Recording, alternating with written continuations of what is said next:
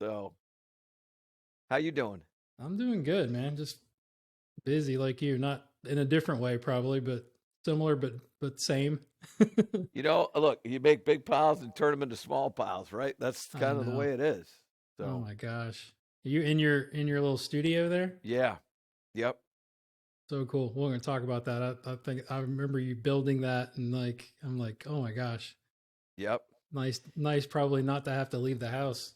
It's incredible. And yet at the same time, like anything else, right?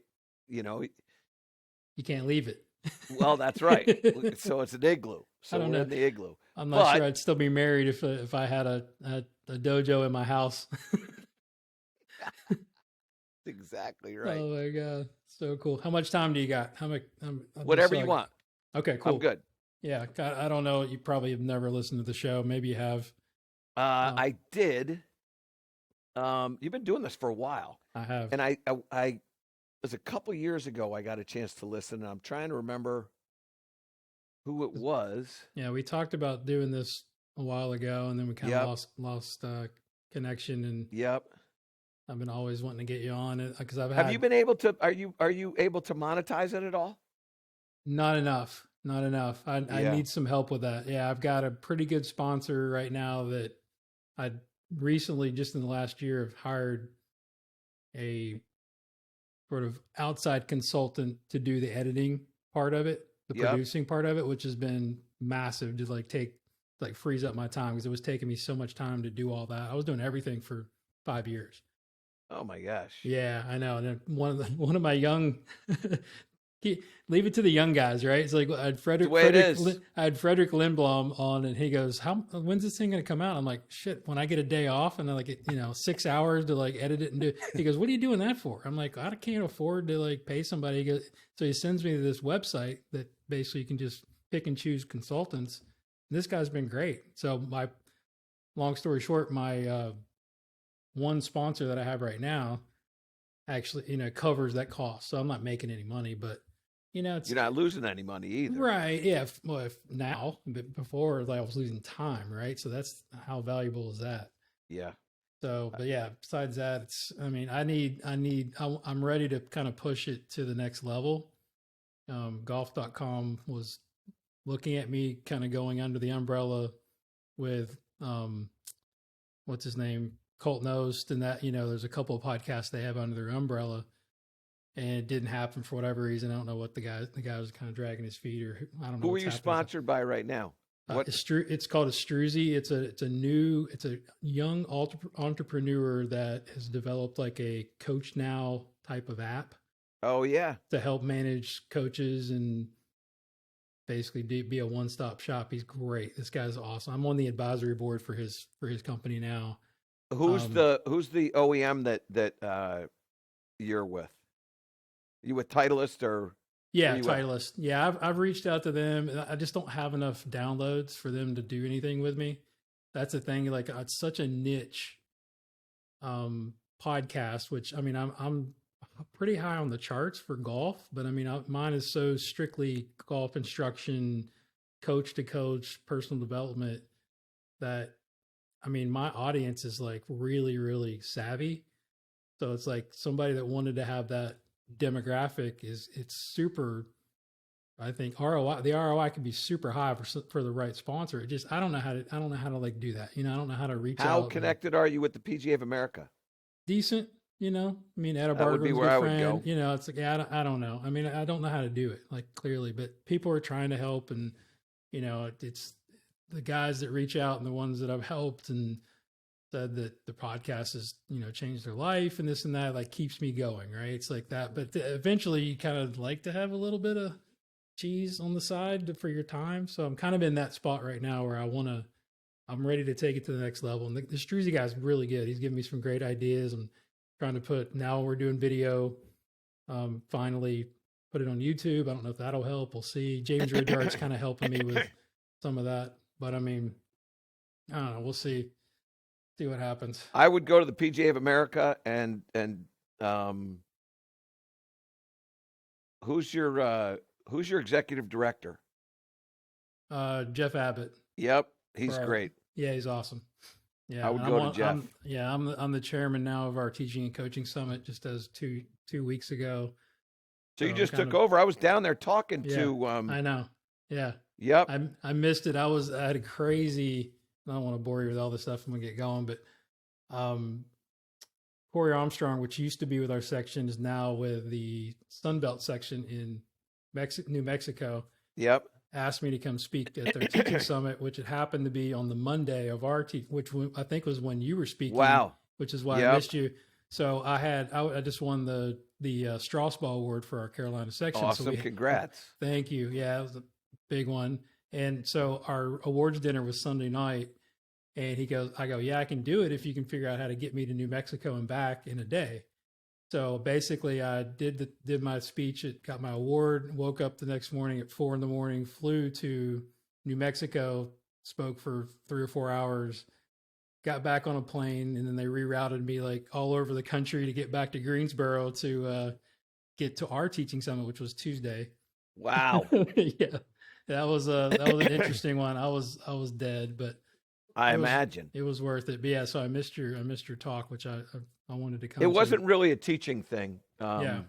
It was more of a kind of get off your butt and do better, be better. Right. So yeah. So everything sound good on my end? Yeah, I can hear you fine. Awesome. Well, let's go ahead and get into it. And okay. Again, it's very conversational, which I think is why Sure. a lot of people like my show. But and probably the least prepared, as when you text me back this morning, we're like, oh shit. Let's go. We'll have it. It'll be great. Yeah, this is how I roll, though. I've done it before, but all right, Michael Breed, thank you so much for taking the time. Welcome to the show. I appreciate you coming on. How you doing? I couldn't be any better, and I appreciate being asked. We're gonna have a great time. I'm looking forward to it. Yeah, we've threatened to do this over the years a few times and just never made the connection. So I'm excited to chop it up with you. Yeah. I mean, for like the two people, around the globe that don't know your story, we don't have to go all the way back, but I think I met you probably 20 years ago, or maybe even longer, because it tells us how long we've been in this business. But I always was fascinated by the story of when you started with the Golf Channel, right? And it was a little bit more, before that, but lead us off with, because it's an important point of like really drive and like pursuing your passion, but tell the story of how you got the first opportunity to be on the Golf Channel. It's a lot of different things, Jason, right? We all dream, and the dreams come about for various reasons. And I'm watching golf instruction on TV one day. I'm a head pro at a 9-hole club, and I'm watching instruction on TV, and I literally say, man, there's just got to be a better way. Like, what can we do to spread this game and grow the game? It's something that it's a passion for you. Obviously, it's a passion for me. And so I was fortunate in that, I've always had a pretty good work ethic. Might not have been the smartest guy around, but I've worked really hard, and I've been able to kind of work my way through some things. And so I just got lucky, and I reached out to Cablevision, who is the cable carrier up in our area. And I said, hey, I'd love to be able to do an instructional thing on Cablevision on Friday nights. And they went, great, we'd love to do it. Just bring me a sponsor. How many times have you heard that, right? Yeah, all the time. So I was able to do that, and I did that instruction, and then I met a guy, and the Monarch notes to this story are this guy that I met, played golf at Wake Forest, really good player when he was younger, hadn't broken 80 in 5 years. He came to me for some lessons, and 3 lessons later, he shoots 68. Now, that doesn't mean that I'm a great teacher. It just means it was luck again, right? Guy played pretty good. And he reaches out to a buddy of his who he went to Wake Forest with, who happened to be involved with Golf Channel, and said, I got a guy here I think could do a pretty good job for you. This is when they had that Golf Academy Live. Oh, I love that show. Yeah, I always wanted to be on that show. Yeah. So it was a 2-day show. And because I had worked at Augusta National, they thought, well, this would be great. You could do it during Masters. So I went, okay. So at the time, I was still going back. This is 1999. Masters when this happens. But at the time, I was still working the Masters. So I would do my job as a head pro, and then I would take a couple of weeks, right, like a week leading up to Masters, and then the week of Masters, and I would go and I would work, and I would help out with the merchandise program. So he says, this guy says, well, why don't you come down and do a Golf Academy Live? And I'm like, okay, great. And then he says to me, calls me, I don't even know, maybe 3 weeks beforehand. And he says, look, what we think we're going to do is we think we're going to do a Golf Talk Live on Wednesday of Masters Week to get people sort of prepared for Masters. Would you, instead of doing the Golf Academy Live, would you come on and do 2 segments on that show? And I'm like, great, love to. So I do, and I'm sitting there with, so the instruction thing on Tuesday goes great. And on Wednesday, I'm sitting in one of the most uncomfortable chairs you've ever seen in your life. That was one of these chairs where the arms were up around your shoulders and they slanted on an angle. And it's kind of, it was just, the person who bought these chairs should never have had that job, because that was as bad a buy as anybody has ever done. So I'm really uncomfortable, which is actually kind of a good thing for me, right? Because you just can't get a comfortable spot. And you're like, man, these chairs, and you're getting preoccupied with how bad the chairs are that you actually can have a conversation. And it was the year they added the first cut. So you had the fairway, and then you had this next level of rough. So they add it, and Mark Lai starts to say that he thinks that it's going to make the golf course play a whole lot easier. And I say, I don't necessarily, and I've played Augusta National a lot. I was there for 4 years, right? Yeah. I have played, I can't even tell you how many rounds of golf I played, but at the time when I was down there, I was trying to play, like I was, my goal was still to play on the PGA Tour. So I was taking my summers and traveling around playing .com events. It was the Ben Hogan Tour at that time, but now Korn Ferry. And I was playing those events and then 4-spotting for other things, playing state opens, traveling up to New England, playing the New England Tour. I was doing all these things. And I was playing pretty good. And so, but I was, every chance I got, I was playing there. So if I had a Monday off, I would go and I would play 36 holes, because it never closes down. You're always, and so there was always somebody to play with, and I would get out there and I'd play. I knew that golf course. And he said to me, or it wasn't to me, it was sort of directed at both of us, that this additional cut of rough was going to make the golf course play a lot easier. And I said to him, I don't think that's going to happen. I think it's going to be a lot harder, because it's going to create some situations that these players aren't comfortable with, and they're going to play shots that they think are going to work that aren't going to work, and it's going to play more along the lines of the way Bobby Jones and Alister McKenzie designed the golf course. And I think what you're going to see is, I think you're going to see a European win the tournament. That's what happens. Jose Maria Olazabal on Sunday hits his tee shot on 14, and it goes off the fairway into this second cut.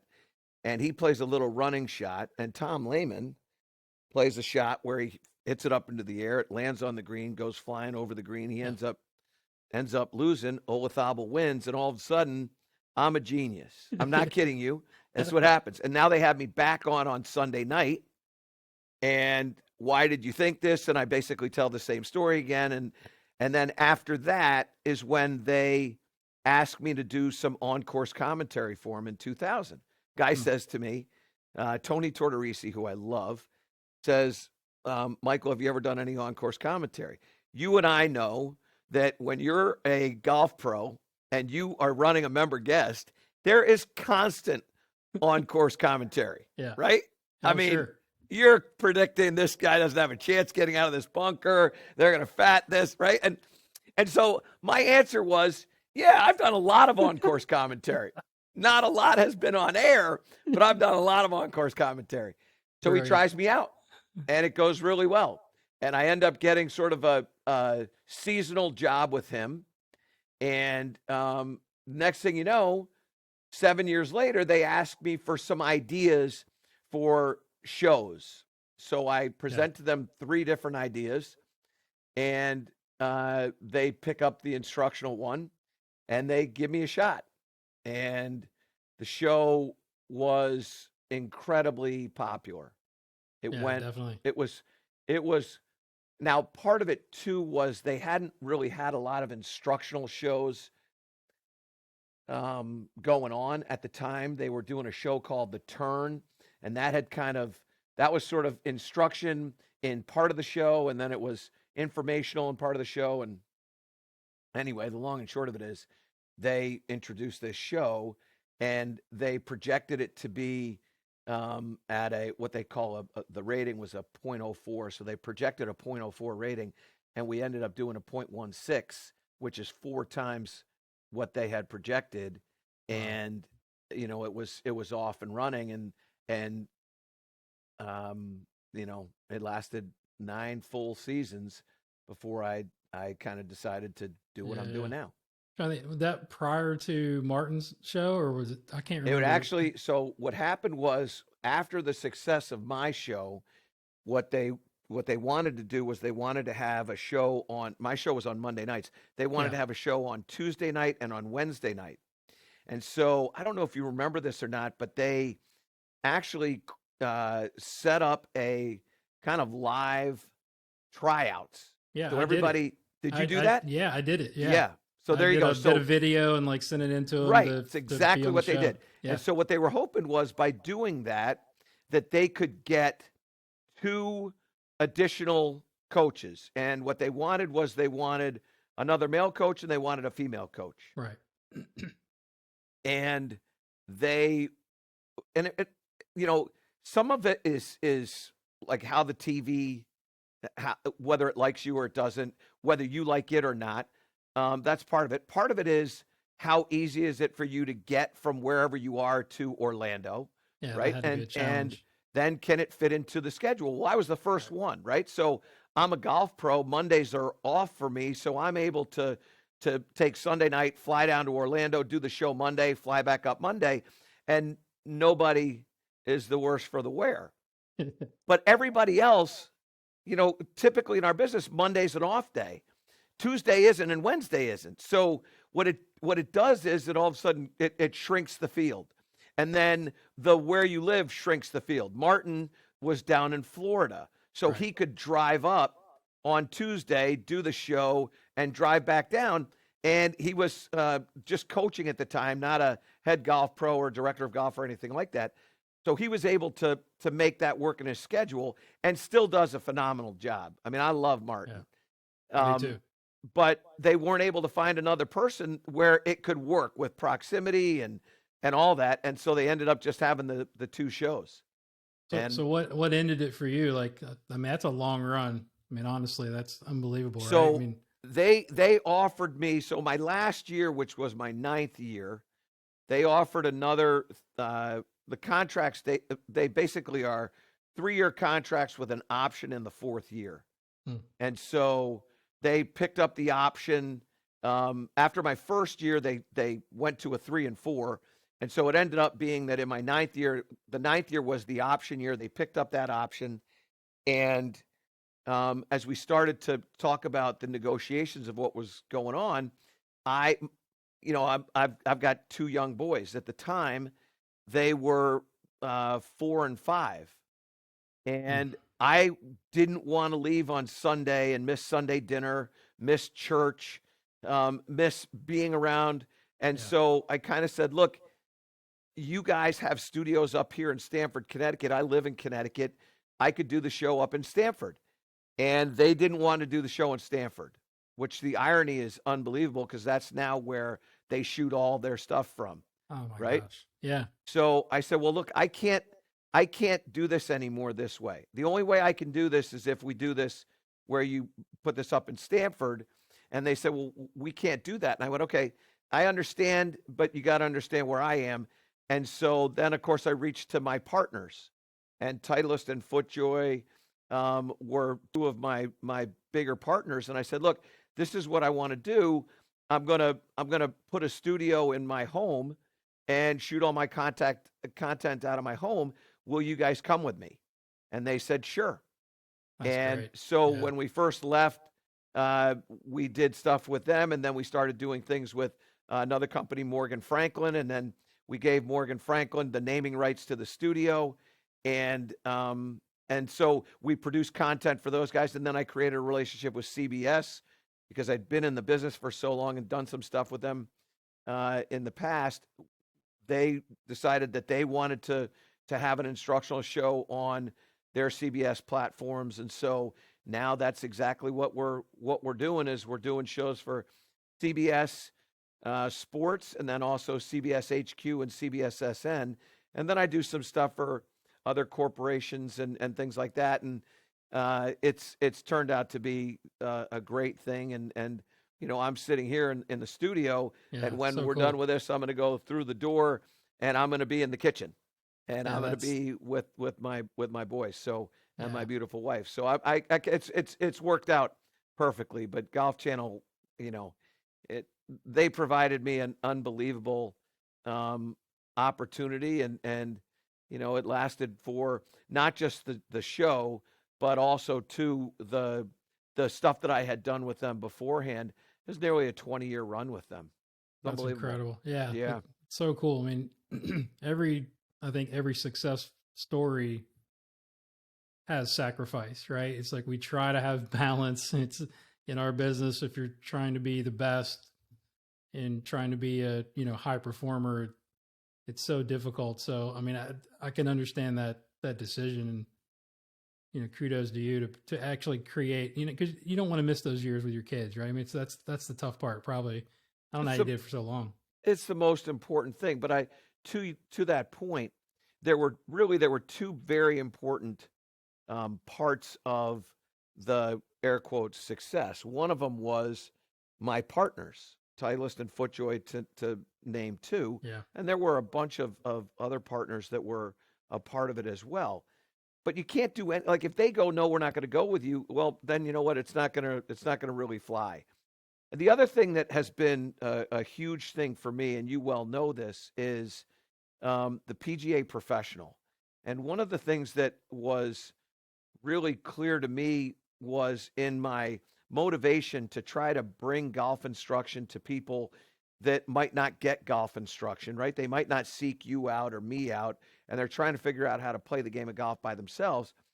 I've got to get buy in from the PGA professional who very, very early on figured out that I was trying to get individuals that don't take lessons to understand how to play the game of golf. And Mm. sure, like anything else, there are jealous people in the world, but for the most part, the PGA professional really got behind me, and um, and of all the things that helped make this success, the PGA professional was the individual telling their clients, their members, whatever, you got to watch Breed. Go watch Breed. Did you hear what Michael had to say? And all that other stuff.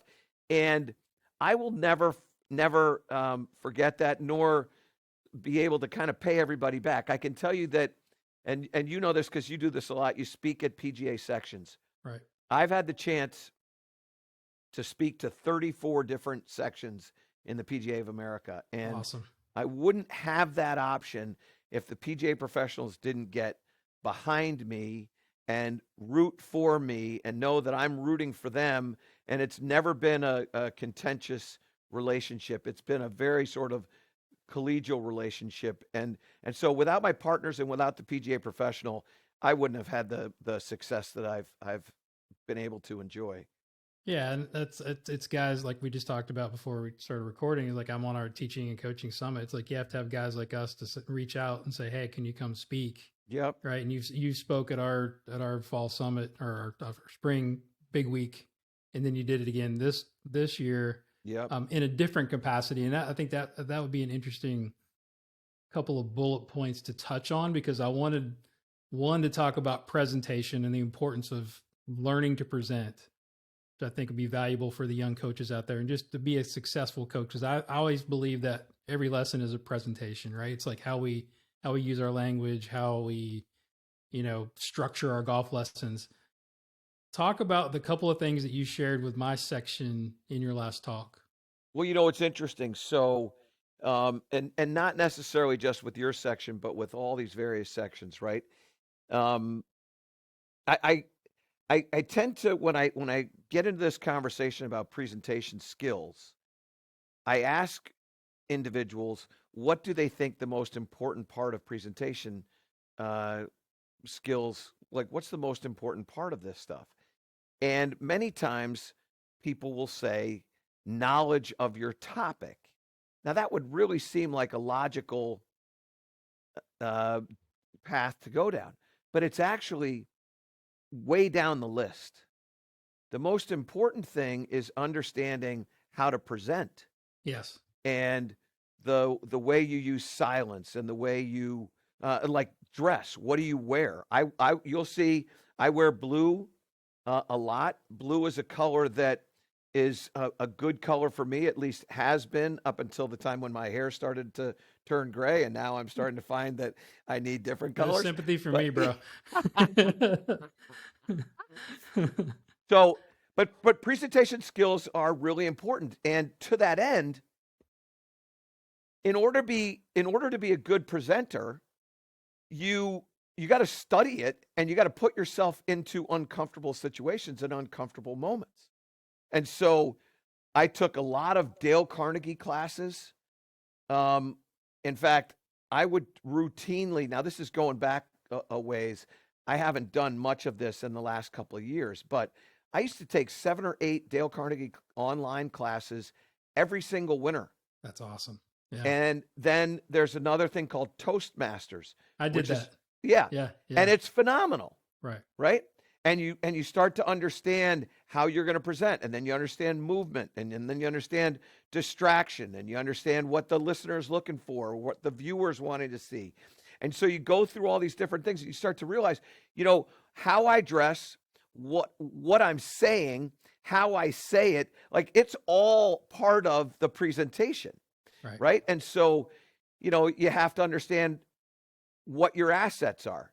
If you're funny, you can be funny. But if you're not funny, don't try to be funny. Just like Yeah. there are a lot of people where the humor kind of falls flat. And so there's a lot of different things that you have to learn in order to make a presentation that people go, that was a great experience. You don't have to be self-deprecating, but what you have to do is you have to be able to understand what you're doing on a stage or on a camera. And I think one of the things that I've learned through all this stuff is, one, every presentation that I go to, I get if it's an in-person presentation, I try to get the audience involved as soon as possible. So literally like in the first 2 or 3 minutes, I'm going to ask a question. Somebody's going to raise a hand. And Yeah, I was then, gonna say, give an example of that would be right. interesting. So I'll ask a question like, what do you think it takes to be a great golf professional? If you were going to have one word, what would that word be? Raise your hand if you have a word. And then I have a list, and I kept track of this list. So 30 at the time when I started doing this, I had spoken to a couple of sections. And by the time I'm done, I said 34 different sections I've spoken to. I have this list of words that came from all these PGA professionals. Mm-hmm. And every single one of them, when they had a word, they raised their hand and they would say, I like passion. And I go, okay, no. You're going to stand up. You're going to tell me what your name is. You're going to tell me where you work. And you're going to tell me this word and why it's important. And give everybody the opportunity to understand about presenting. And it's powerful. And so you get people involved, and there's ways to ask. Like a lot of people say, does anybody have any questions? I always say, who's got the first question? And it's a different way of saying the same thing, right? And so there are ways and words and thoughts that need to be used when you're making an in-person presentation. When you're doing a presentation over a television or a camera or a radio, you always use the word you. A lot of people will say the average amateur. And what I learned is that this thing in the Carnegie classes. They have a radio. They call it the radio station, WIIFM. Um, what it's what information is important for me, right? And so me being the listener, Okay. Yeah. right? And so when you start to think about, okay, what's important to the listener, now I'm going to go, okay, make the camera an individual. And so I'm going to say, okay, what you want to know is how to get rid of your slice. And they go, and so the number of times that people have come up to me who watched the show or had watched the show or watched my stuff that I do on CBS, they say, I feel like you're talking to me. And they don't Huge even compliment. understand the power of that word you. Yeah. And it's really, really interesting. And so there are a couple of keys to being able to make a good presentation. And a lot of it is words that you're using, but not necessarily what you're talking about. Now you have to be able to do that as well, but that's kind of down the list. Yeah, I always ask when I do those talks to the host or whoever is like, who is my audience? Like, who's going to be in the crowd? Is it all teachers? Is it head pros, director of golf, GMs? So it kind of gives you an idea of like how detailed or how you can structure your presentations. So go a little deeper into that, Michael. How do you prepare for a talk? Like, do you make a list? Do you write things down? I mean, obviously you got like maybe a PowerPoint, but like, what's the process look like? And do you practice it? So that's a really, really interesting question. So do I practice it? I get to practice it every day when I'm doing my radio show, right? Like you. And I've been doing it for so long that I don't necessarily need to practice stuff, but I do need to remind myself. So I have probably 10 or 12 scripted presentations that cover a wide variety of topics. I do motivational speaking now. I've been doing that for, 5 or 6 years, and it's been great.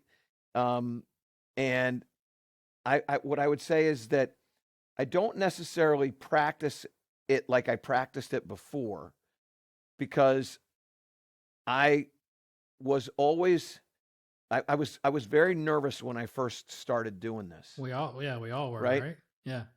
And so I've always thought, how do you get to a point where you can hit a golf shot when you're nervous? And it's through preparation. And so there was a time where, I prepared, like I'm sure you can imagine, and probably have done yourself. I have over prepared.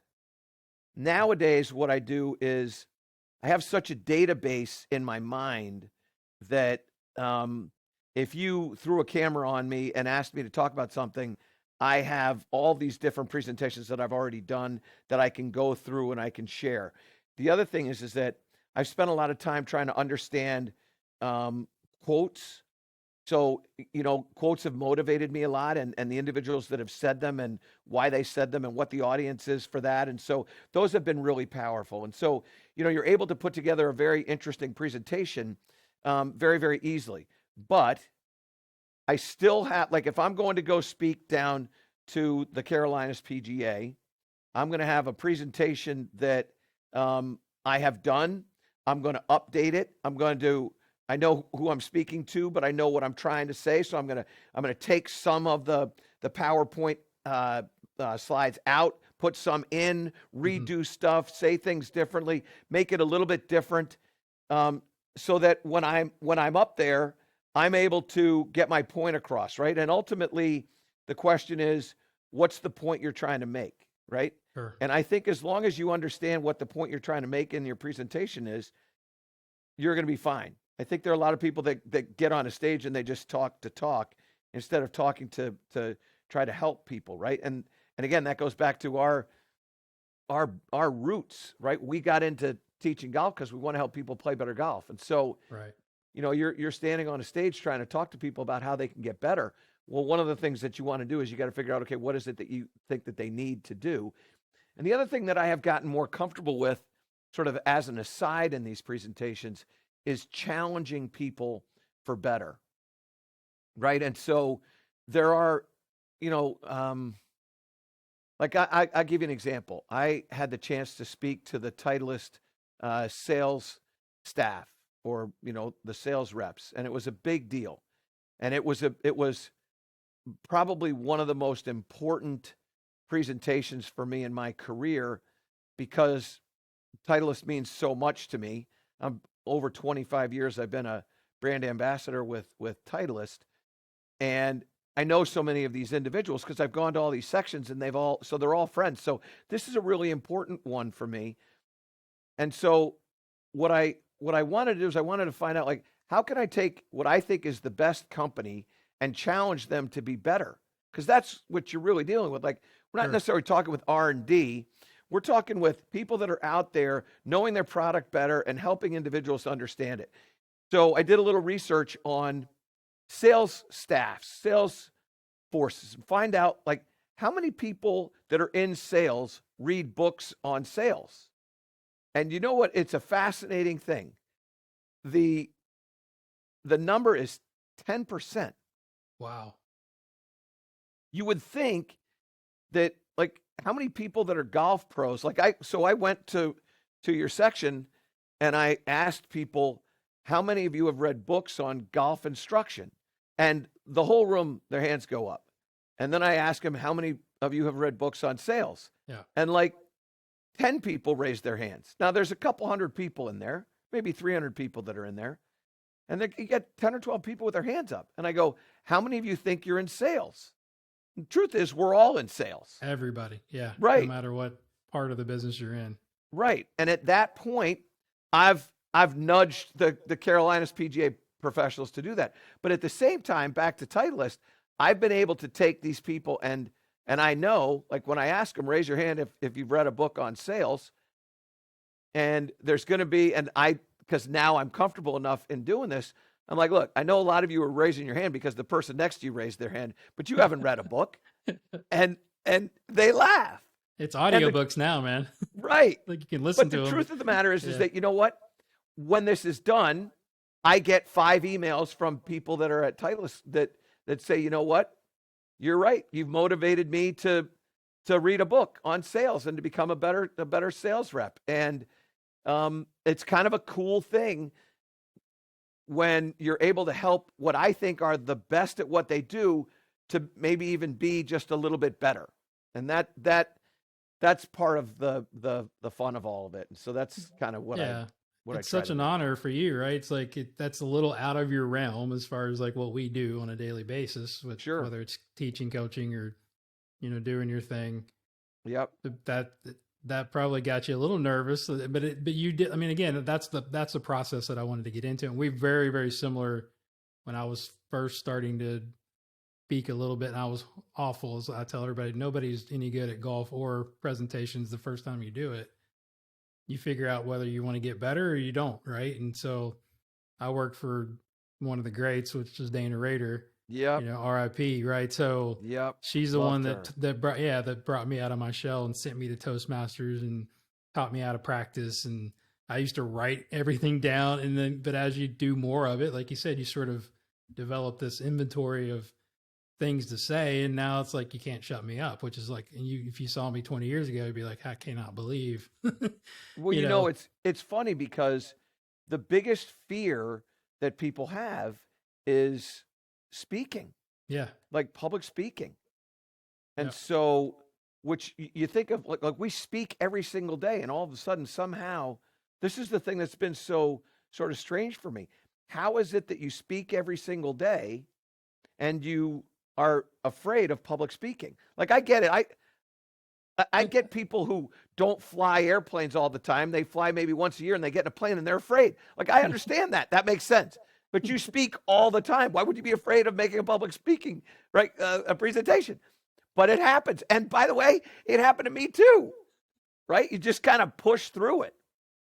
So, Oh my gosh. Yeah, that's great. There's a lot to unpack there. We can kind of move on. It's like, what, now that you've been, through a lot, and what you're doing now, you got the radio show still going on, and trying to like balance, personal with professional. Like, what does success look like to you in both of those areas? so Um, it's an interesting thing, right? So think about what we have done for the large majority of our lives professionally is we've given golf lessons, right? We've taught people how to play. And people will ask the question, what do you consider to be success in giving a golf lesson? And my response is always the same. When somebody comes back for a second time, that's success to me. If somebody comes and takes a lesson and I never see him again, then I stink. If Right. somebody comes to me for a lesson and then I get a second lesson, now I know that I'm pretty good at what I do. And they believe me, right? And so what does success look like to me? This is the easiest way to say it. Success to me is when I start saying no when I don't want to say no. In other words, Mm. when I first start out, Yeah, that's a I say great yes to everything. thing. Can you do this? Yes. Have you ever done on-course commentary? Yes. Would you like to do a show? Yes. Like yes is coming out all the time. And when I get to a point where I don't have any more time, I start saying no. And if people aren't asking for your time, you never say yes or no. But when people are continuing to ask for your time and you have to say no, that to me is success Yeah. because everybody still wants you to be around. I'm 62 years of age. I've been doing this for a long, long time. And I still get like, can you do this? Can you go over here? Will you speak over here? And to me, my no's now are, well, I can't do that right now because my kids are playing baseball. And so as I've become more successful, and this is the other thing that I define as success, success to me is a real understanding of priorities. So where it's very easy to get to lose your priorities, right? And Right. so you start doing things that might not be the best thing for you to do, but you do it. Now, my priorities are, I have my family. They're right there as one of the most important things in my life. I got my faith, one of the most important things in my life, right? And then I've got my job, which is one of the most important things in my life. But my job is number 3, Mm. right? And so Yeah. when I start looking at where I am in the other 2 spots, I've started to become better, more successful in those spots because my priorities now are what I like to call in line. And so when I've got those in line, now I feel like I'm successful. It's not how much money I have in the bank or how much money I don't or where I went on vacation or what does my car look like or how many people I Yeah. employ. That's not success to me. That's just, part of the game. Success to me is, what people still want me to be a part of their stuff and I still want to be a part of my family stuff and I still want to be a part of my faith and that's success. So, I love it. Yeah. I always think of you, and I've heard you say many times, is like when we're overwhelmed or, like you said, getting too many requests, is like we asked for this, right? And right. I find myself complaining, like, oh my gosh, like I'm like, are you kidding me? Like this, like you got to check yourself and say, this is really what we wanted. Yep. Like don't complain because this is what you asked for. Yeah, it's But it's nice to be able to be in that position to say no. Like when did that happen for you? Do you think, was there a moment? Was there um a time? it's an interesting one. There was a moment and it was in effect the moment was when I kind of was coming to the end of my run with the golf fix. Mm-hmm. And the golf fix, the motivation of leaving the golf fix was my priorities were in line because I wanted to be home with my kids. I wanted to be There home you with my go. family. I wanted to raise my kids. I wanted to be an active father. That's what I wanted to try to do. And one of the things that we all have these sort of moments in our lives that kind of shape our lives, right? And I can remember it clear as day. I was 38 years of age. I was laying in my bed and I had this thought in my mind, I'm never going to be a dad. And then I thought, you know what? I'm a father to a lot of juniors who I teach, and I'm involved in their lives. And okay, it's okay. Like I'm okay with this. If I'm never a dad, I'm never a dad. And then I met my wife, and we had kids, and I'm an old dad. I've got 11 and 12-year-old kids, and I'm 62. And I don't behave 62. And like I said, you said to me, you No. don't look 62. It's Yeah, because I hang dude. around with 11 and 12-year-old kids, We're right? okay. Yeah, we're gonna get into that, the Right. aging And thing. so for me, like what happened was I I have this appreciation of I get to be a dad. I don't got to be a dad, right? I take Love a it. I Yeah. take an O and make it an E, and that's how live my life. You've heard me before. We've talked about this many Yeah. times before too. And so, I kind of feel like when I started to go, I want to do this, then I was able to prioritize these things. I got tired of not being able to go to church on Sunday. I really did. I got tired of it. And I got tired of not having family dinner with my family on Sunday. And I was giving all this stuff up, and I wanted to change it. And so that's what I did. Yeah, and I mean, your wife has got to be unbelievable to, like, because I know mine is, to put up with all the stuff that we do and how we're busy and traveling and this and that. And I don't travel near as much as you did over the years, but Yep. how, talk about parenting a little bit. What do your kids think about you as being sort of famous, right? And definitely in our industry and in golf. And like, what have you instilled in them or hope to instill in them in the future? So I love this line of conversation. So I had I had a really like these are all powerful moments that happen in lives, right? Yeah. And so I had a teacher send me an email a year ago about my son who was playing a game in school. It was basically the contest had come down to my son and this other guy, and the other guy won the contest. And my son congratulated him, gave him a hug, and told him he was really proud of him. And the teacher took the time to write a note to me and basically say, you know what, you guys are doing the right things because your son has his priorities right. Most of these fourth grade kids don't don't do that, Mm. and you're doing a good job. Um, so one of the things that we try to instill in our children, and one of the things that my father instilled in me was this: there's always somebody smarter and always somebody dumber. There's always somebody faster. There's always somebody slower. Somebody richer, somebody poorer. Somebody has more than you, somebody has less than you. And so if you understand that you're sort of in the middle of where everything is, you can, Vince Lombardi, you can strive for perfection in hopes of greatness. You can always try to get and be the very best that you can be, but know that as you do that, there's still a whole lot of people that are ahead of you, and there's a whole lot of people that are underneath you, and just stay grounded. And so that's one of the things that I think we're quite successful at teaching our children. The fun part is um, obviously, I have a recognizable brand, and and one of the things that I've always kind of had in my mind is that I get to do what I do.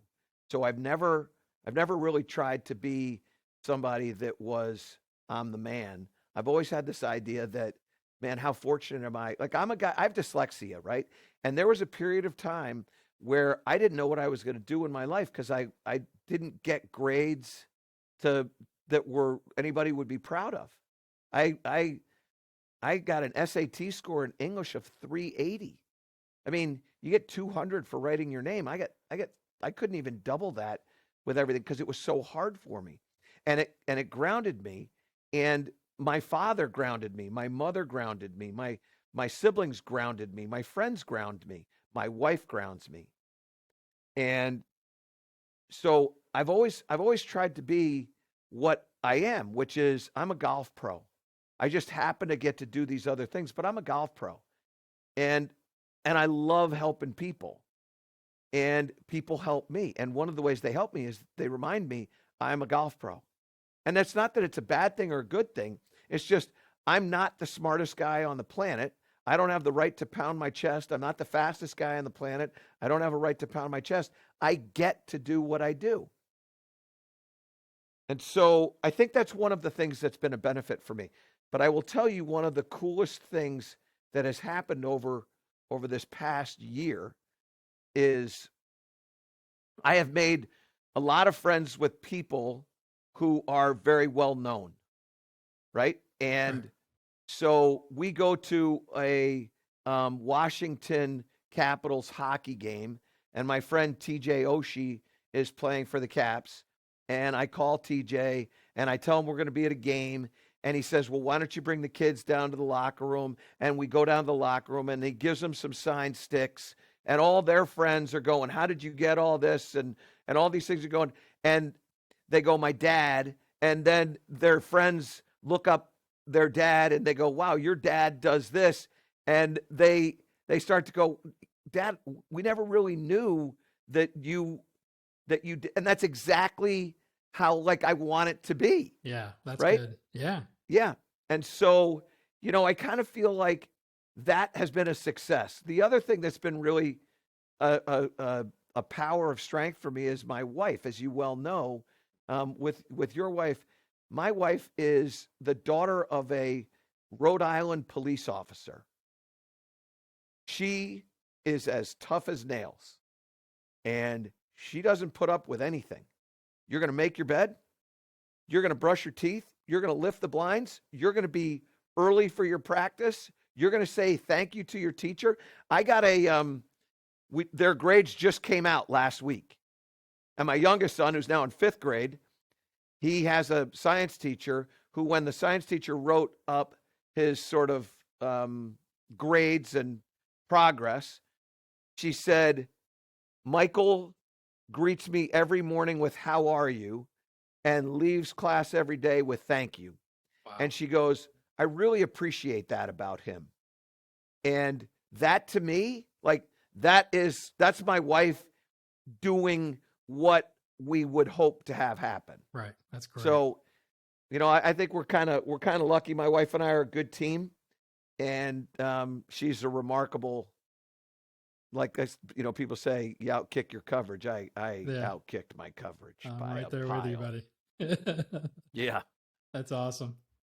All right, so let's transition into a little bit of teaching stuff, right? So let's help the young coaches, but also just talk about some teaching stuff. But there's a couple of questions that I'm curious about that I've asked the last few top performer instructors. Is what do you know or have learned now that you wish you would have learned 10 years ago? And there's a follow up to that too. So what do I wish I learned 10 years ago? Yeah. So I'll give you the terrible answer, and then I'll give you the answer that you're looking for. The terrible answer is this. I really believe that everything is an evolution. And I don't think that I would be where I am now if I knew what I knew now 10 years ago.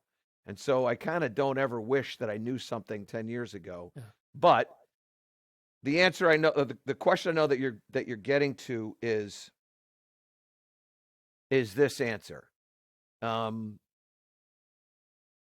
it wasn't really 10 years ago as much as this was probably 25 years ago, 30 years ago. 30 years ago when I gave a golf lesson, I felt like I had to prove my knowledge to my students. And many times what I did was I saturated them with information, not necessarily because I knew that they needed to do it, but also because it helped me believe that I was smart. And what I have learned through this time is I don't really want to be the smartest person in the room. I don't want to prove to my students that I'm smart. What I want to prove to my students is that I'm trustworthy. And what I want to prove to my students is that, if you ask me a question that I don't know about or I haven't thought about, okay, I might not know the answer, but I'm going to find it. because what I know about me is nobody's going to outwork me. I will work. You're not going to outwork me. You might work as hard as I work, but you're not going to work harder than I work. And I would say that the biggest growth in my instruction has been that I don't feel the need to just regurgitate all the information that I've learned from all these great coaches. Right. What I want to do is I want to make sure that they understand that I know the path that I'm going to lead them on. And here's first grade. I want you to do this. And when you get this, then we'll graduate to second grade. And then when you get second grade done, then we'll go to third grade. But we're not going to go K through, graduate school in one lesson. And that's probably the thing that has been the biggest growth thing for me in instruction. Yeah, that's good. I mean, and the reverse would be, 10 years from now, this is always a tough one, is what will you regret if you don't learn it now or do it now? So that's a really interesting question. And again, another terrible way to answer it, but just so you know how my brain works, right? So many, many, many, many, many years ago, 1994, I was extremely good friends with a guy named Vitas Gerulaitis who played tennis in the McEnroe, Jimmy Connors, Guillermo Vilas time frame. And I taught Vitas, and I kept saying to Vitas as we were going through what we were going through, you got to come with me to Augusta and play Augusta National. And he said, I'll do it when I'm good enough. And the year that he died in September of a very sort of peculiar, it was a gas leak. And he, went to a pool house, watched some golf, and he fell asleep and died at the age of 40. He never got a chance to play Augusta National. But the year that he passed, like that fall time, Augusta opens in October, so this is September. We probably talked about it in August. He said, I'm ready to go to, he was down to like a 5 handicap. He said, I'm ready to go to Augusta. And I went, okay, great. We'll go this winter. And then he passed away. Oh man. And so sucks. to your question, I literally am the guy who goes, if I want to learn about something, I'm going to do it right now because tomorrow is promised to no one. And so yeah. I'm not going down the path of I'll wait to do this when. I'm going to do it now, right? So ground forces and all that stuff, like I know about it. I understand how to teach it, but I want to get better at it. So I'm working on understanding that stuff, and I'm working on understanding how to become better in my presentations and better in my broadcast skills. So I'm going to go to the Connecticut School of Broadcasting. That's on my list of things to do because I want to get better at it. Wow. Is it going to help me? Minimally. Is it going to have a financial benefit for me? Probably not. But I don't want to be average. I want to be a guy that's always trying to be the very best that I can be. And I don't want to wait for 10 years before I start, doing something. Is there anything in your life right now that you're a beginner at?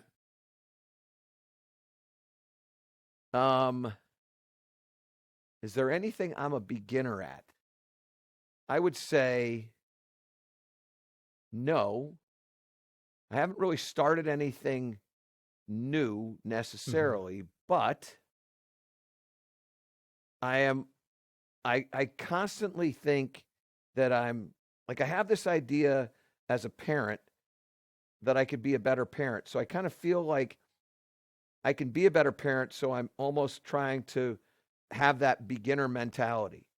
And as a husband, what am I doing as a husband? Am I taking my wife away on enough vacation? In fact, you know what? I would say this. There is one thing that I'm a beginner at, and it's vacationing. Sitting still. Well, you know what? Vacating. Doing nothing. Literally vacating. Yeah. I have been a bad vacator. And my wife has told me you're a bad vacator. Yeah. And so, Unplugging.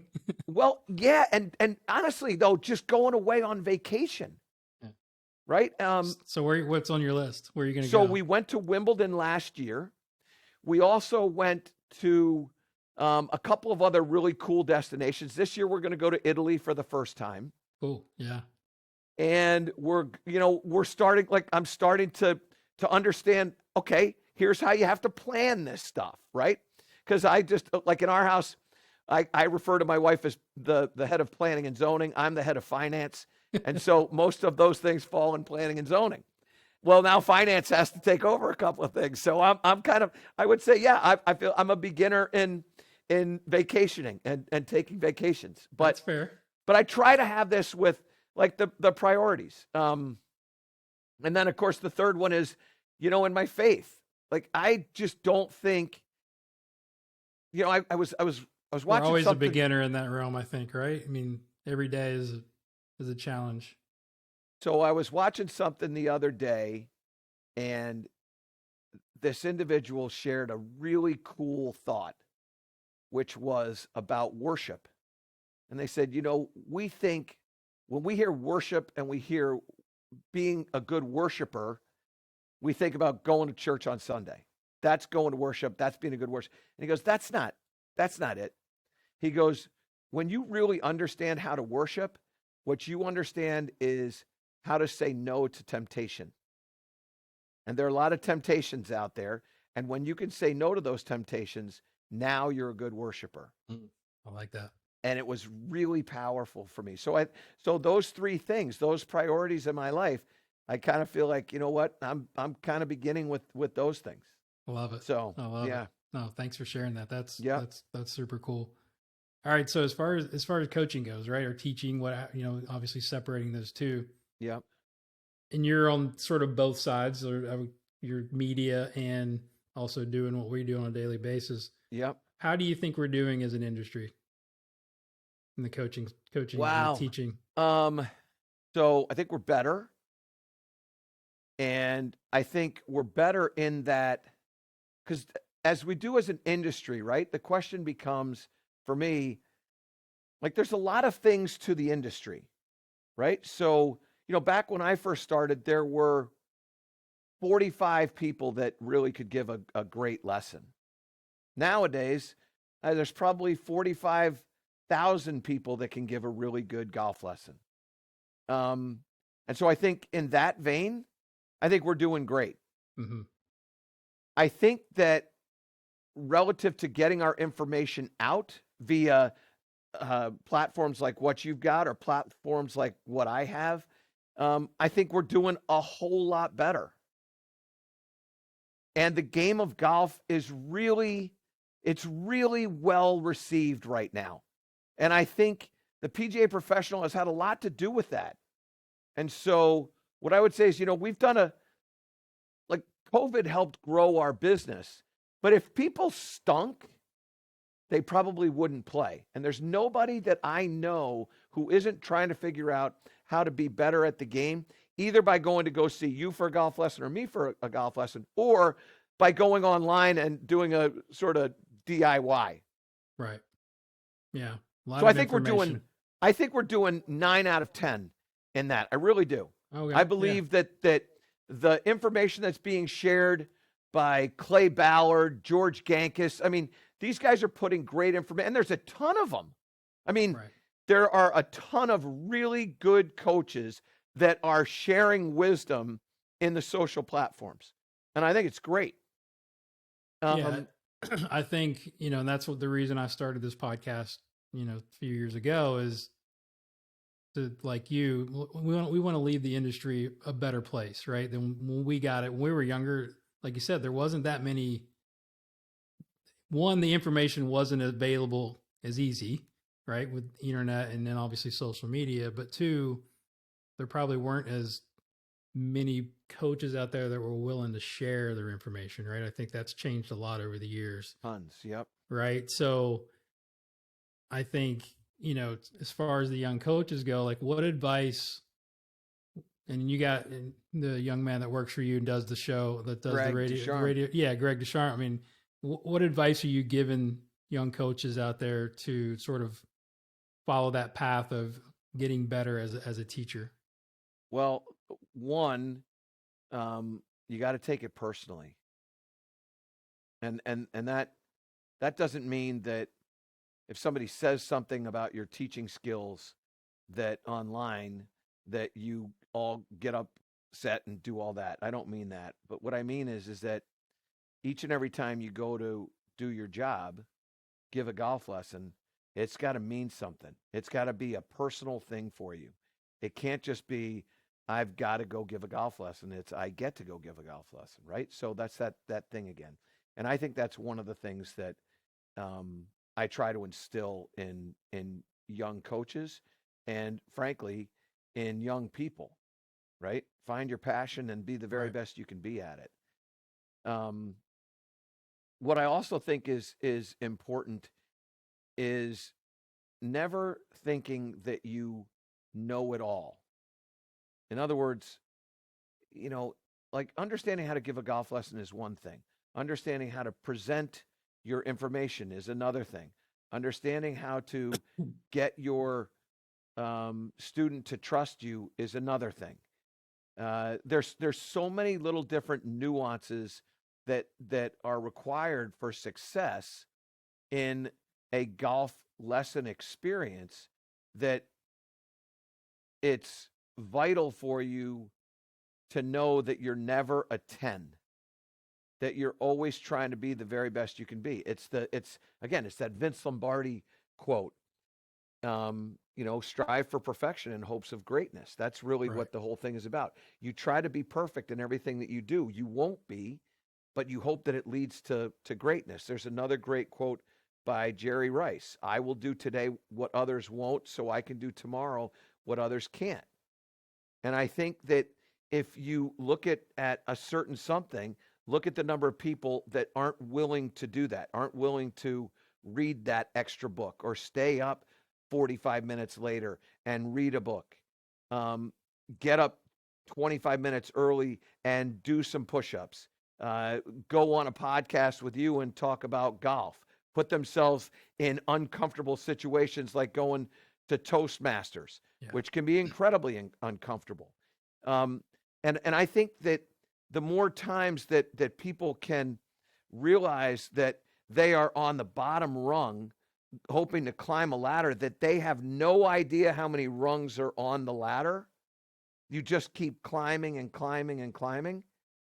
Now all of a sudden you have a chance to really achieve what your dreams are. And then the other thing is, and one of the presentations that I do, motivational presentations that I do, is called Motion with Direction.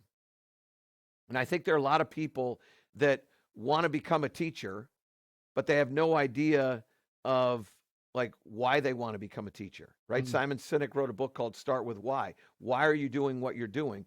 And then what are you doing it for, right? So for me, when I said, I want to be a teacher, okay, well, what do you want to teach? Like, what do you want to major in? I wanted to major in putting. So I felt like at the time, if I majored in putting, I could separate myself from others.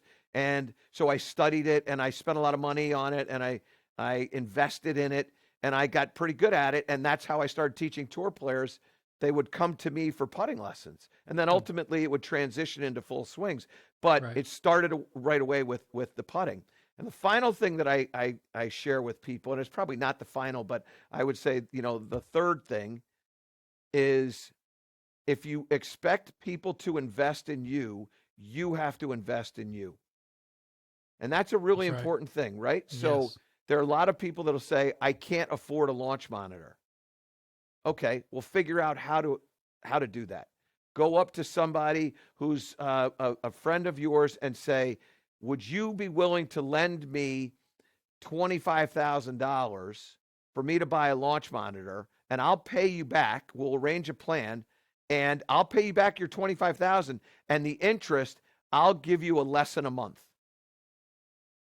And there's nobody that isn't going to make that deal if they have the wherewithal to lend you the $25,000. Sure. Right? And I firmly believe this, that what we ask people to do is trust us. What we ask people to do is invest in us. And their investment is time and money. And if they're willing to spend time and money on us, we should be willing to spend time and money on us. It's a really simple model for me. And so those are the kinds of things that I try to share with young professionals. Yeah, I'm a big Jim Rohn, Tony Robbins fan from Yep. back in the day, and Mr. Rohn always said, for things to change around you, you have to change. Yep. Right. Work full time on your passion, and then next thing you know, you're not gonna have to work. Right. It's exactly right. Something of those lines. But yeah, that is really good. So as far as like the hot topics in the teaching industry, the big one, I don't know, did you go to open forum at the show? I No, I didn't. We had the Folds of Honor dinner was that same night. Gotcha. And I tend to host that Folds of Honor dinner for Colonel Dan Rooney. So, I mean, again, I would love to go to open forum. And I was talking to Chris Como, and he's like, after the thing, come on over, be my guest. And I look, CC, I would love to do that, but unfortunately, I can't. Yeah. So the big, and you being all over social media the big thing has been the short game angle attack debate. And kudos for you for getting Joe Mayo on your show, because I'm a friend with Joe, and he won't do any podcasts. And I was like, oh, so you'll go on Michael's show and you won't come on a podcast. But it was great to see him at Open Forum up there sharing his information. I love Joseph, and Joseph and I. This is I know you didn't intend on going down this, it's okay, but I want to tell you this story because this is really cool. So, I mean this when I tell you this. I love Joe Mayo. I love the guy. And he and I have become good friends. We have shared some very private conversations. But our very first conversation was this.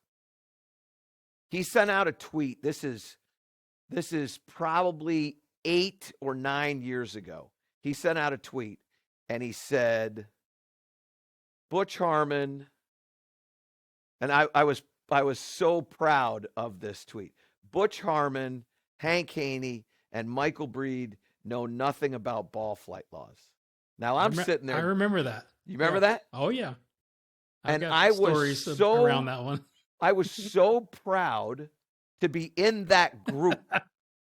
Right? Yeah, absolutely. So I immediately followed him. And he followed me. And I direct messaged him. And I said, Joseph, I would love to talk to you on the phone if you have time, whenever you're free. And he said, you don't want to hear what I have to say. And I said, yes, I do. And he said, why? And I said, because you have the ability to teach me something, and I can become better after our conversation. I'm not upset at you at all. I think you're really smart. I've read all your tweets and posts. I think you're exceptionally smart. I've talked to people. I think you're exceptionally smart, and you can make me smarter. And I would love if you could make time to talk to me. Here's my number. 10 minutes later, the phone rings. Yeah. And we start talking. And we probably talked for 3 hours. Wow. And it turns out that I actually do know what I'm talking about when it comes to ball flight laws.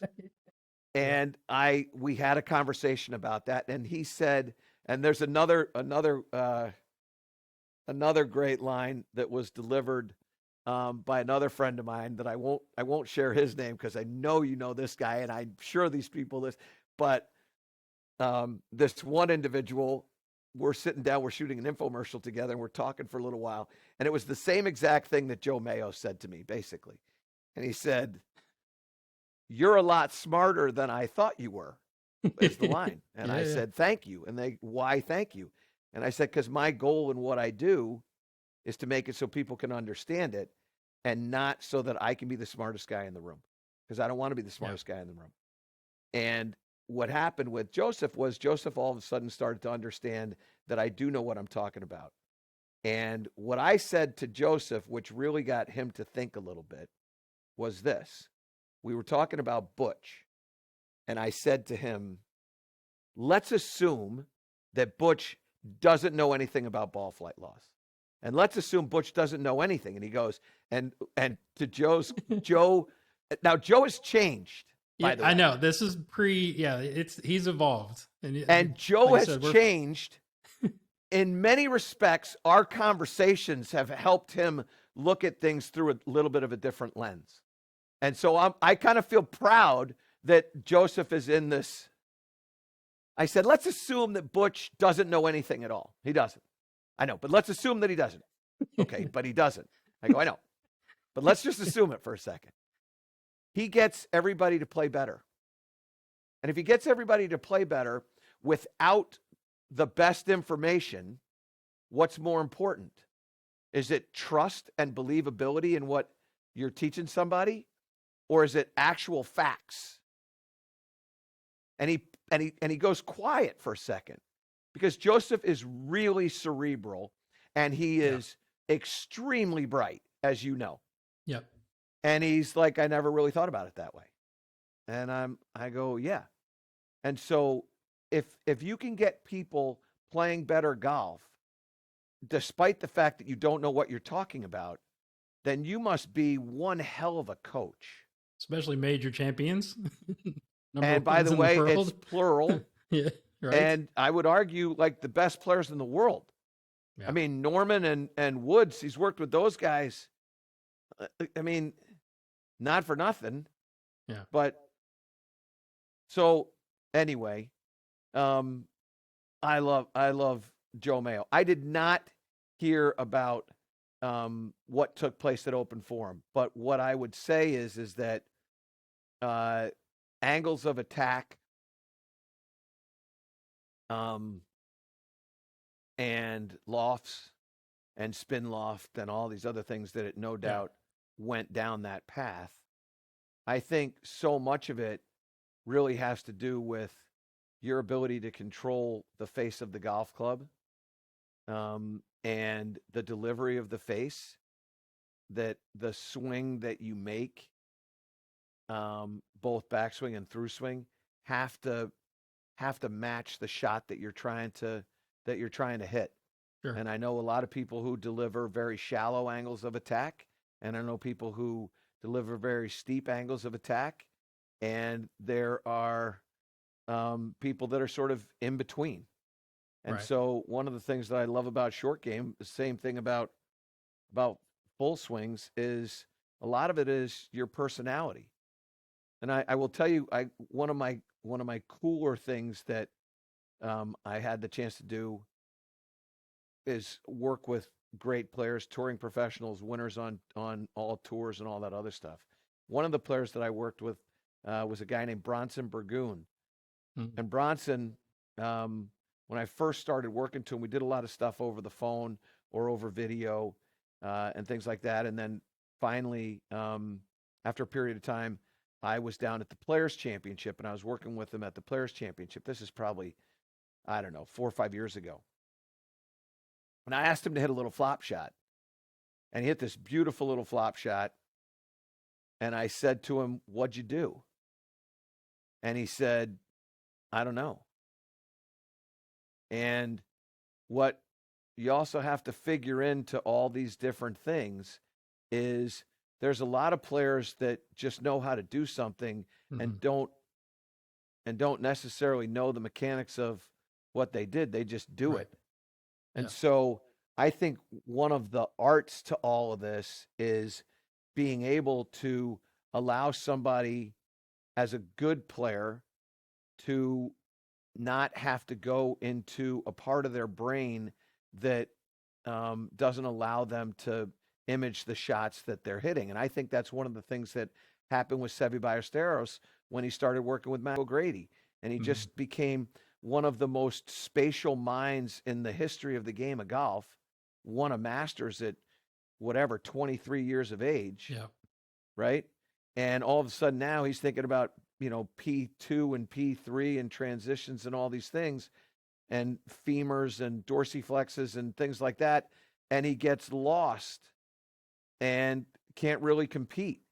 And I think that while it's important to know about all the things that we have advantages with now, launch monitors, simulators, things Yeah. like that, but it's also you can't coach out of somebody the genius that exists in somebody. Yeah, there couldn't have been probably a worse match as far as player to coach. But Butch has been on the podcast twice, and he's told some great stories about working with Sevy. Yep. And he's trying to like get him back out of be that creative artist that he was so good at. Right? It's like the difference between teaching and coaching, and Butch I think is still the greatest coach I totally agree. that ever lived. Yeah. I But yeah, totally agree. it was interesting. I mean, it always comes down to like the answer we give a lot of times when people ask us questions about anything in golf instruction. It depends, right? Yeah. It depends on the player, depends on the person in front of you. But yeah, Joe, if he's done anything for this whole discussion, is he made us take a deeper dive into what's actually happening and how to create, shots in that window that we know is successful, thanks to guys like John Sinclair and guys Love out that there guy that are too. right that are measuring what the best players in the world are doing. We know that window, but there's a lot of different ways to kind of get it done. And my guy James Ridyard kind of was he was Switzerland. He was in the middle of Parker McLaughlin and Joe, and it was great. But it was awesome discussion. I mean, that's the thing. Like we want to have healthy debate in what we're trying to do, and hopefully it makes us better teachers and Yeah, and I think like administrators of the information. look at what Parker has done with his stuff. I Oh, think his stuff amazing! is Yeah, fantastic as well. I think Ridyard is great. I mean, yeah, this is the thing. Like, there's so many different ways to help people improve, and fortunately for us, it's like art, right? You look at if you took Monet and Degas and Picasso and you put them in front of the exact same scene and asked them to paint it, you would get three very different, and they'd all be really incredible, but they'd yeah, all be very, very different. And I think part of the art, in my opinion, of being a great coach, back to your questions about, mm, what are things that you share with um with these younger coaches, is know what everybody teaches. yeah, Like, I don't want to be, I make the analogy to restaurants. I don't want to be a Chinese restaurant. I don't want to be a Japanese steakhouse. I don't want to be a Italian restaurant. I don't want to be an American. I want to be all of it. I want to serve seafood. I want to serve great steaks. I want to serve great pasta, because you never know what somebody wants to eat. And if you can serve them what they want to eat and they enjoy the meal and they get better, you win. yeah. And so, to me, learn it all. Know what Ridyard has to say. Know what Butch says. Know what Joe says. Know what you say. Know what everybody says. And that way, you're going to become the restaurant that can feed anybody. Right. Yeah. Then it becomes like I said, the genius is the stuff in the cracks, right? How do we deal with that personality? How do we, what you do so well, the bedside manner. Yep. I always love something that stuck in my head that when I heard you first speak years ago was people drive to our lesson tee and they pass so many coaches and so many Yep. teachers, and it's an honor that they would come to see us, right? Like you said, coming back to see you twice is even a bigger honor. It means they actually trust you or giving us a chance. So, like after every lesson, I always say I'm grateful for the opportunity to help you. Right? It's Yep. like appreciation. I think sometimes is lost in some of It's an the interesting teachers. thing. So, that story that you shared, um, this gentleman called me named Bob Fouty. And Bob is in Akron, Ohio. I'm teaching at the time at Sunningdale, which is in Scarsdale, New York. Mm-hmm. And he's bringing his son out for a lesson. They got in a car. So this is what they did. He worked all day. It's now 7 o'clock at night. He piles in the car. Unbeknownst to me, he brings his son Tyler as well. So Blake is getting in the car, going to take a lesson, and Tyler is his youngest son, and they're driving out. And they drive out. They get to the New York area at about 1 to 1:30 in the morning. They check in. They go to bed at 3. They wake up and I try to get to where I'm going to be like 30 minutes before it's going to start. Hmm. So I have an 8 o'clock lesson with them. I try to get there at 7:30. So I get there at 7:30 and they're there. And prior to that, I'm getting ready for the day. And I'm thinking about, because what I do is at the end of the day, I look at what my next day looks like, who's coming. Oh, yeah, the Foudies are coming. I'm going to get 3 hours with them. And I'm up that morning and I'm thinking about my day. And then I'm thinking to myself, I can't believe these people drove out. And then I just started thinking about it. And I thought, man, they could have gone to anybody. And then I'm like, I'm looking at a map and I'm drawing a circle, a 7-hour circle, like all the way around. It's a 14-hour diameter, right? If they go west versus going east. And who's in that? I'm like, there's a lot of people in that. There's a lot of golf pros in that. And so I thought, man, the first thing I said to them was thank you. It was the very first thing. Like I saw them. We had hey, I'm Michael, Blake, Bob, Tyler. What time did you get in? Blah, blah, blah, blah, blah, blah, blah. Well, listen, I just want you guys to know I thank you very much for coming. And those individuals changed me. Because I didn't used to look at it the way, like I was always grateful to be able to give a golf lesson, but I never said to people, thank you. They always said to me, thank you. And I would always say, you're welcome. Right. And now I'm always, hey, thank you for letting me help you out like you do.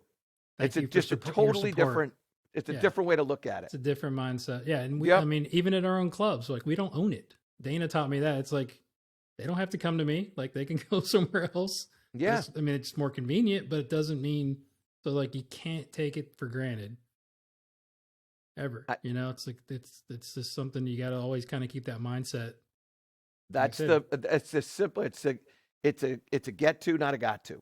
There you go. Love that. All right. So a couple more and then I'll let you go. I appreciate your time. Anytime. I'm always curious about daily routines, right? It's like, how do you look like you're 45? how do you not ever age? So there's got to be, a daily routine and like fitness, anything you can share as far as like, what's a good day look for Michael Breed? So my day looks like this. I wake up at about 5 to 5:15. I get up, I come down here into the studio, turn all the lights on, set everything up. I have a Big Moss putting mat that's right next to my hitting area, and I make 7 putts in a row from 10 feet. And I don't leave until I do. And then after that happens, that's typically at about 5:30 to 5:40. I go into this area where I have a bike, a stationary bike, and I get on the stationary bike for 20 minutes and I watch whatever. If there's a hockey game the Rangers have played, I'm going to watch a hockey game because I want to talk to my boys about the hockey game. If there's no hockey game, then what I'll do is I'll watch some videos. So I like to watch, Fleetwood. So I go to YouTube and I just start searching on YouTube and I'm riding my bike and I'm singing and I'm doing whatever, right? And then at 6 o'clock, I go upstairs and I turn the coffee machine on for my wife. I don't drink coffee. Turn the coffee machine on for her. That would be dangerous. Yeah. Oh, boy. You have no idea. You and caffeine. Oh, well, no, I'm not afraid of caffeine. It's just coffee is not good. Okay. My caffeine, I get into my caffeine, but it's a little bit later. All right. Okay. So I turn the coffee machine on and then I have a breakfast. And my breakfast is Raisin Bran mixed with another cereal. And that cereal could be Cheerios. It could be Rice Chex. It varies. And then I read the New York Post and I find out what's going on in the world, what's going on in sports, what's going on in the market. So I kind of familiarize myself what's happening from a current events thing, and then I go upstairs. I shower up. I do push-ups in the morning up there. So I do a pile of those, and then in the shower I do 60 heel raises. So Okay. one of the things that I was told a while ago was your calves are the heart of your lower body. And so Hmm. your heart is pumping blood to various parts of your body. But what you need to do is you need to pump that blood back up to the heart. And so when you get your calves working out, now all of a sudden it's moving up. But the other thing that it does is it makes your toes strong, which in the limited research I've done on this, toe strength is a really important part of clubhead speed. People talk about using the ground and jumping off the ground, but not a lot of people are talking about the strength of your toes and how your toes really create a push. Like your knees bend and your hips do this and this does this and rotate this, but it's got to come from somewhere, That's the and it isn't coming from first your time I've heel. heard of that. That's Yeah, awesome. yeah. Okay. Yeah. So, and again, I don't want to tell you I've done a lot of research on this, but I've done enough to understand that they're very, very important. I'm pretty sure And you don't do anything without a little bit of background and research. I know you well enough. I spent a little time trying to figure it out. Yeah, you do. But the other thing that's really important too is as I'm doing all this when I'm in the shower, I'm constantly trying to widen my toes. So what can happen as you get older, particularly where you wear socks and they push it in and the shoes, like the toe box, can Yeah. tend to push your toes together. So we don't spend enough trying to widen our toes. So I spend a lot of time working on widening toes and doing those heel raises. And then all that stuff ends at um, about 5 of 7 to 5 after 7. Okay. And then from there, I come downstairs and I start my day. Greg is sitting in here. He gets in here punctually at 7 o'clock every morning, and we start preparing. Okay. And one of the things that I would tell you that I again, it's the get to, not got to, right? So as I come into the studio, I remind myself of, and again, people call it success. I call it fortune. My fortune to be able to do what I do. And I get to talk about golf, right? At 17 years of age, I was lost. I'm not kidding you, I was lost. And my uncle said something to me that stuck with me and changed my life. And what he said was, he said, "It doesn't matter to me what you do with your life. Find your passion and be the very best at it that you can possibly be." And he said, Hmm. if you want to be a janitor, have the cleanest hallways and the best bathrooms, and you're going to be fine. You'll always make enough money to live, and you'll never feel like you're working. Love And it. it turned my life. It really did, because I was I again, not that you should know this, but by the time I graduated college, I stayed back 1 year. I went to 5 different summer schools, and 2 of those summer schools were in college. And I couldn't get an A until I discovered psychology. I couldn't get an A. And when I discovered psychology, I found a passion. And then Hmm. when I discovered golf, I found a passion. And then when those two got mixed together, I found what I wanted to do with my life. And so I'm always reminding myself of, man, this is what I get to do. Like, Powerful. it is. Yeah. And there there's a lot of different things that I go through in my like I remind myself of all the time. Um, but there's not a day that goes by that I don't sit there smiling, going, "Man, I cannot believe what I get to do today." Gratitude. So, right. Yeah. How So much do it's you get to teach and coach nowadays? Like, what is it? I know you probably missed some of that because you got so much well, other certainly not as things much as going. I used to do, right? I Yeah. used to teach. Um, I probably taught 8 hours a day, 6 days a week for, boy, this is hard to even go back this far, but I'm going to say 20 plus years. Right. And that's at a minimum. Like I've always, I don't want to say I laughed at, but I never really kept track of the number of hours that I gave in a given week or in a given year or anything like that. And there are a lot of people that are aware of, yeah, I gave 1,000 lessons last year. I mean, I have no idea how many lessons that I've given, but what I can tell you is that right now I probably teach 12 or 15 people, and many would think that the people that I teach are great players. Some are, some aren't. What I have the privilege of doing now is, and you probably enjoy this privilege as well, I never teach the person that's killing time. I teach people that are passionate about Yeah. wanting to get better. There you go.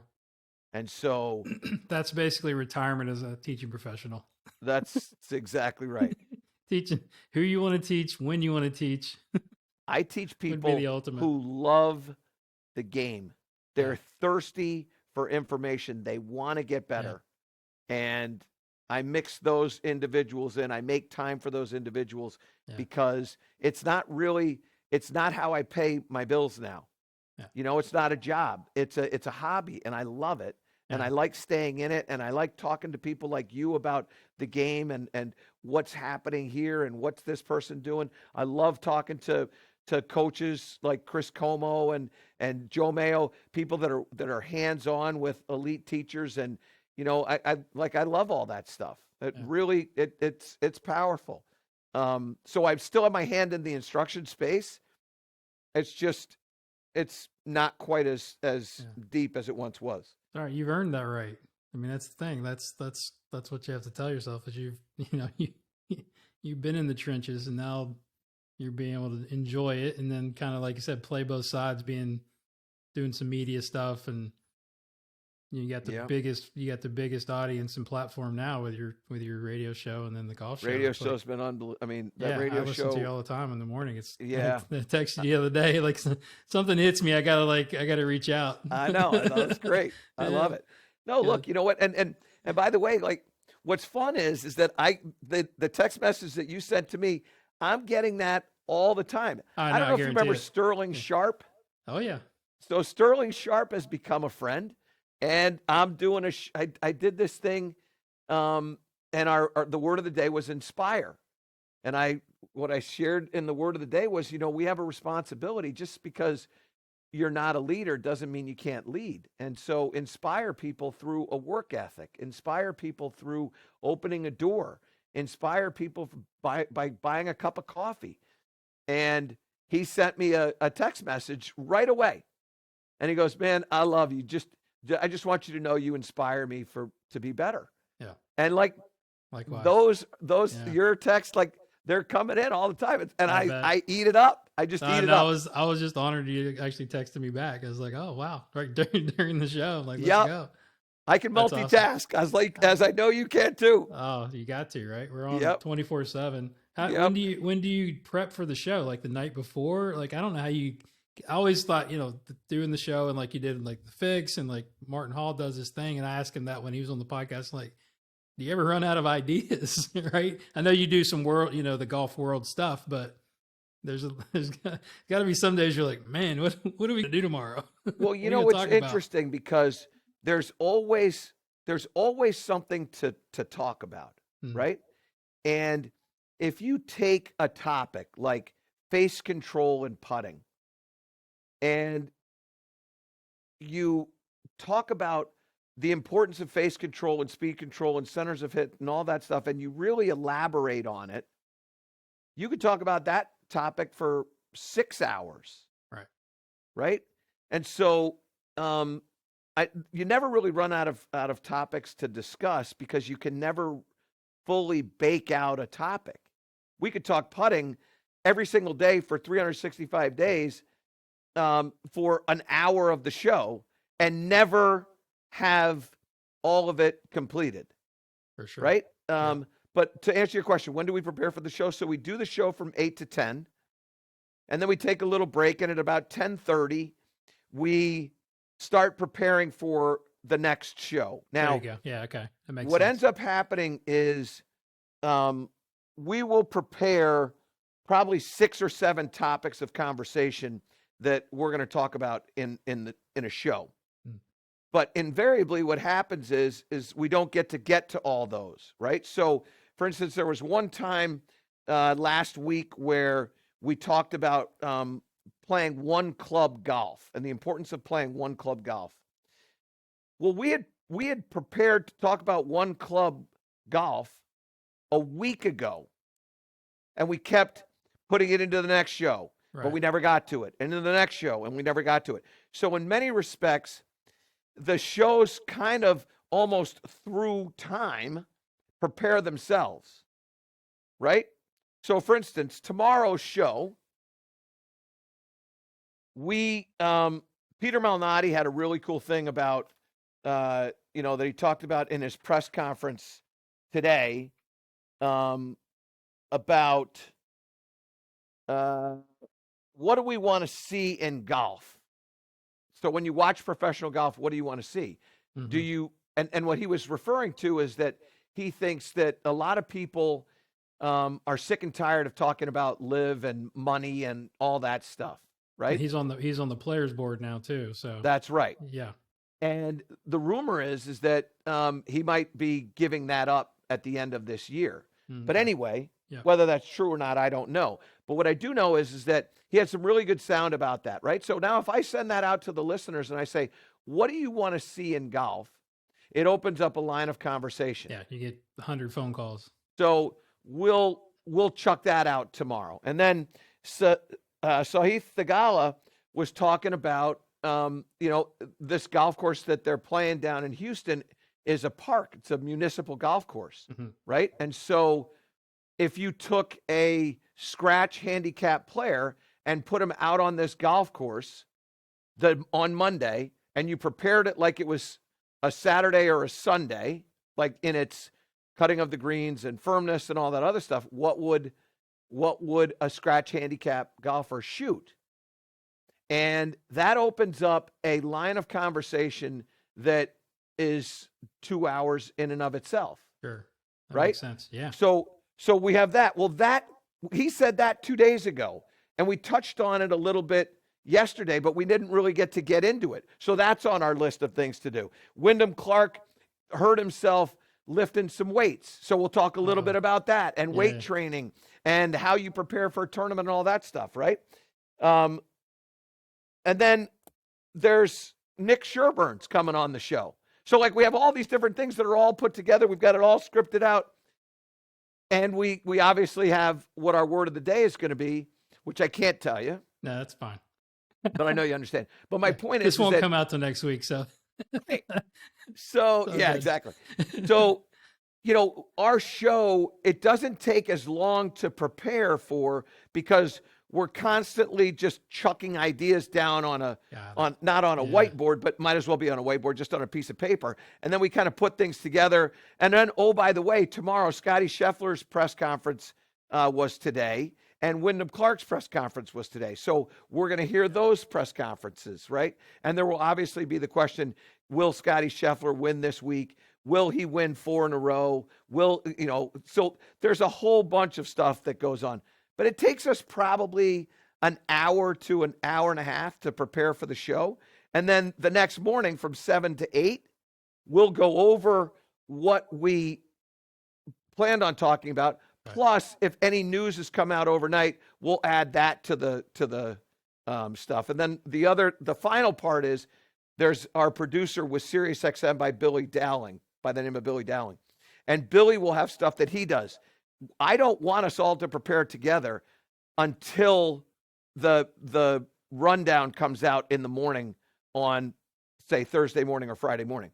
Gotcha. Billy will have his ideas of what he wants to try to do. So then we'll take, okay, I like that idea, I don't like that idea, and we'll put that on that piece of paper. And so by the time it's said and done, the thing is full. I just save a little bit of room on the side. I don't know whether I can show you this or not. So let me go back. Oh, you know what? I just cleared it out for I don't have it. But what I typically do, so this is what I'll show you today.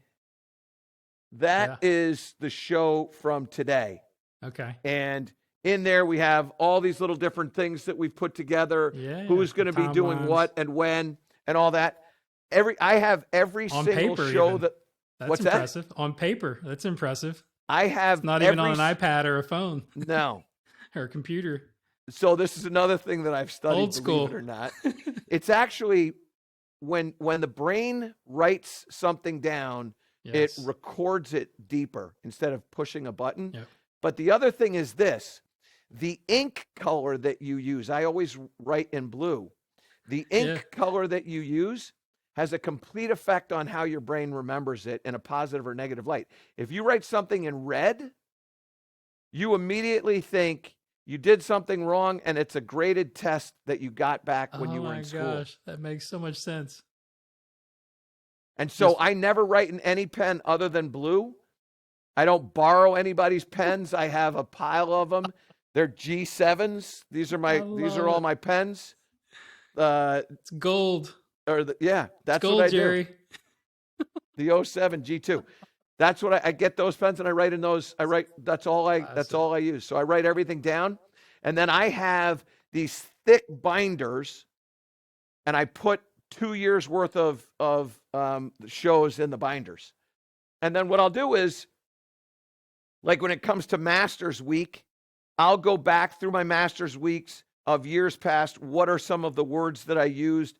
I may stay away from those words, or I may use one or two of those words. So I have a constant, it's like a library. I got a catalog of all of it. Behind the scenes, baby. Behind the curtain. Yeah, I haven't really ever shared that with anybody. That's, I feel honored. Thanks so much. Yeah.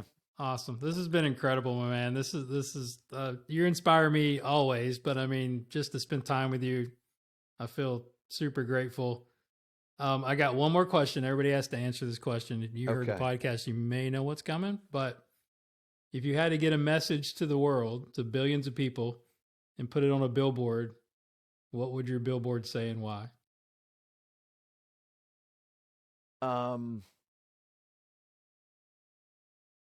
So there's a couple of things that hit me.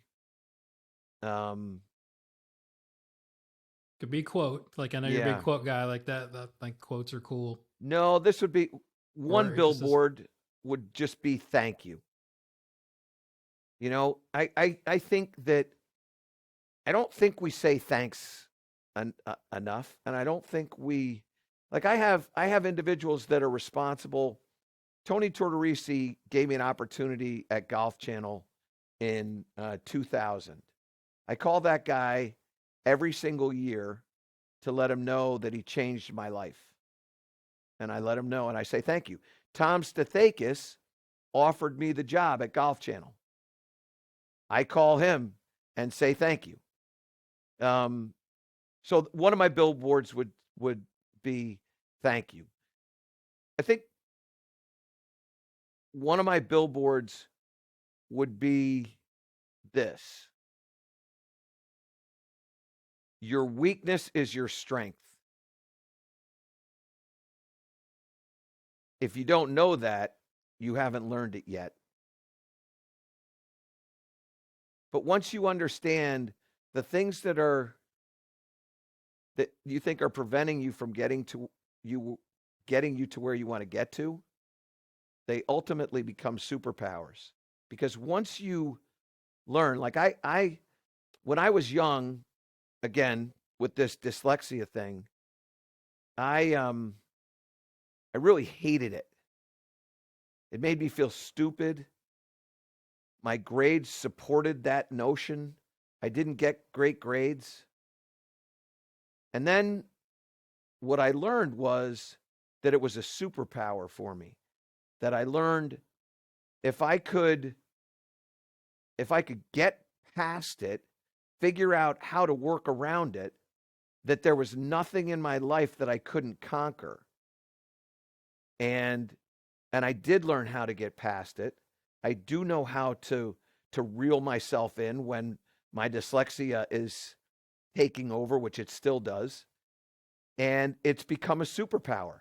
And it has been the thing that has sort of inspired me to what is this sort of quote that I have in my head, which is, and it's kind of twofold. Right now is the hardest whatever you're doing will be if you do it the next day. Because it will get easier day after day after day after day, right? Yeah. And so I kind of feel like if this is the hardest it will be, then tomorrow will be easier. So all I got to do is just get through this day, try to just muscle through it, and then do it again tomorrow, because it'll be easier tomorrow. And when it's easier tomorrow, then it'll be easier the next day. And so that's what this superpower has taught me. And so I really think that because we all have, like, there's not a single one of us on the planet. There's only been one perfect one. Everybody else is flawed, right? That's right. And so we all have our things. And who knows what it is? It differs for everybody. But when you get to where you can conquer that thing, that one thing, when you conquer it, now all of a sudden it's a superpower. So well said, man. That is, what a fantastic way to close. I appreciate you so much. Thank you, bro. I appreciate you too. And I know how hard you work. I know your passion for instruction. We have shared employees. I mean, you know, you and I have known each other a long time. Yes. And I know that you have the same thing that I have, which is you love to help people in the game of golf and really in anything. And anytime that you ask me to do something, it might take me a little while to say yes, but I'm going to say yes. You will never get a no from me, ever. You're the best, my man. Yep. Anything you want to plug as far as like your socials? I know you're not crazy on the channel, but you got people that do that for you. Your show, but just share your shows or anywhere to find you. So I'm doing I do Course Record on CBS, which airs leading into PGA Tour events when CBS has got PGA Tour events. So make sure you look for that. Also, too, the radio show on Sirius XM, which I love, A New Breed of Golf. It is every Monday through Friday from 8 to 10, and then Saturday and Sunday from 9 to 10. So we're 7 days a week there. And then, of course, I'm doing stuff with CBS on CBS HQ and CBS SN. And then I'm doing a bunch of stuff with Titleist and FootJoy and Morgan Franklin and other partners on my social media channels. So Twitter, Instagram, YouTube, Facebook, just search at Michael Breed, and I can be found trying to help everybody play the best golf they can and smiling along the way. That's what I'm trying to do. So there you go. I appreciate you, my man. Thank you so much for your time. Thanks so much for everything. I appreciate it. Congratulations on all your success too. Okay. Appreciate it.